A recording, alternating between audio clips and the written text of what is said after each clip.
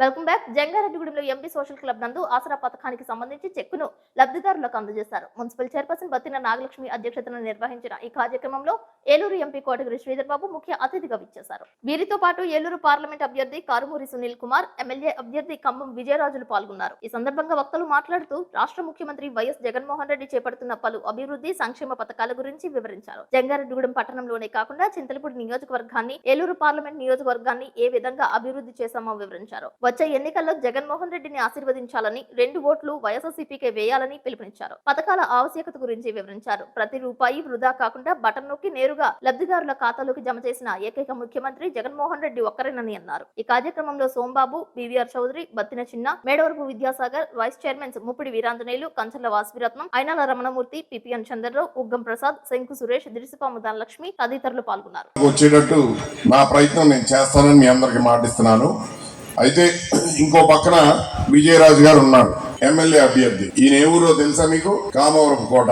అంటే దాని అర్థం ఈయన పక్కా లోకల్. ఆడవాళ్ళకి తెలుసా పక్కా లోకల్ అంటే? తెలుగులో చెప్తారు ఎవరన్నా? పక్కా స్థానికుడు. పక్కా స్థానికుడు కాబట్టి మన ప్రాంతం మీద నేను స్థానికుడిగా ఎంత శ్రద్ధ పెట్టానో అంతే శ్రద్ధ పెడతారని నేను నమ్ముతున్నాను. చేసి తీరుతారని నాకు తెలుసు. ప్రత్యేకంగా జగన్మోహన్ రెడ్డి గారి దగ్గరికి తీసుకెళ్లి పరిచయం చేసి ఈయనకి సీట్ ఇస్తే బాగుంటదని నేనే ముందడుగేసి ఈ రోజు జగన్మోహన్ రెడ్డి గారు మన మాట మీద విజయరాజు గారిని ఇక్కడ పెట్టారు. తప్పకుండా ఈసారి అన్ని విధాలుగా కూడా మనం న్యాయం జరుగుద్ది. ముందుంటాము. చింతలపూడి నియోజకవర్గంగా నేను కూడా వీరందరితోటి ఉండి కలిసి మళ్ళీ మనకు జరిగిన ప్రతి మంచి పని ఈసారి రెట్టింపు మళ్ళీ జరుగుతుంది అని మీ అందరికి మాటిస్తూ మరొకసారి వచ్చే 2 నెలల్లో జగన్మోహన్ రెడ్డి గారిని మీరు భుజాన్ని పెట్టుకుంటారని గుర్తు చేస్తూ ప్రాధాన్యపెడుతూ సెలవు తీసుకుంటాను. బాబ్జీ గారికి తెలియజేస్తాను. అలానే మీ అందరికి కూడా నా నమస్కారం తెలియజేస్తున్నాను.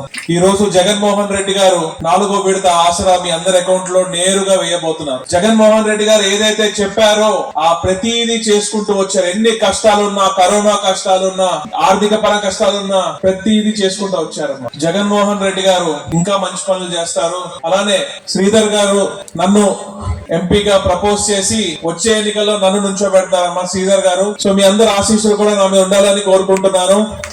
అలానే జగన్మోహన్ రెడ్డి గారు కూడా నన్ను ముందుకెళ్ళమని చెప్పడం జరిగింది.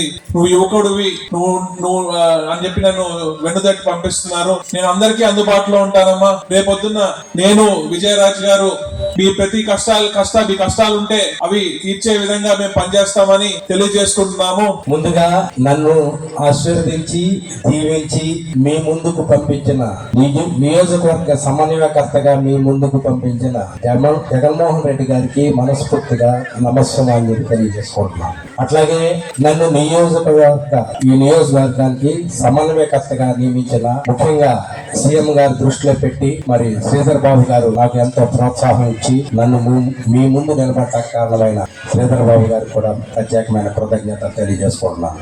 ఈ రోజు మీరు ఇదొక పండగలా చేస్తున్నారు. చాలా సంతోషం. ఎందుకంటే జగన్మోహన్ రెడ్డి గారు ముఖ్యంగా స్త్రీల అభివృద్ధికి, వెనకబడిన తరగతుల స్త్రీల అభివృద్ధికి తన వంతు మహాపాదయాత్రలో భాగంగా నవరత్నాలను అందించడమే కాకుండా మీకు సహాయంగా అండదండలుగా నిలబడి మీరు ఒకప్పుడు మీ కుటుంబాలను పోషించుకోలేక మీ ఎవరైతే భర్తలు ఉంటారో వాళ్ళ సంపాదన మీద ఆధారపడి పిల్లల చదువులకు ఇబ్బంది పడి కుటుంబ పోషణలో కష్టమైన పరిస్థితుల్లో మీకు ఆసరాగా నిలబడ్డ జగన్మోహన్ రెడ్డి గారు ఈ స్వయం సహాయక సంఘాలను బలోపేతం చేయటానికి ఆయన తన వంతుగా ఒక అద్భుతమైన ప్రణాళికను రచించి మీ అభివృద్ధి మీకు ఆసరాగా నిలబడితేనే ఈ రాష్ట్ర అభివృద్ధి అని గమనించిన గొప్ప వ్యక్తి మన జగన్మోహన్ రెడ్డి గారు.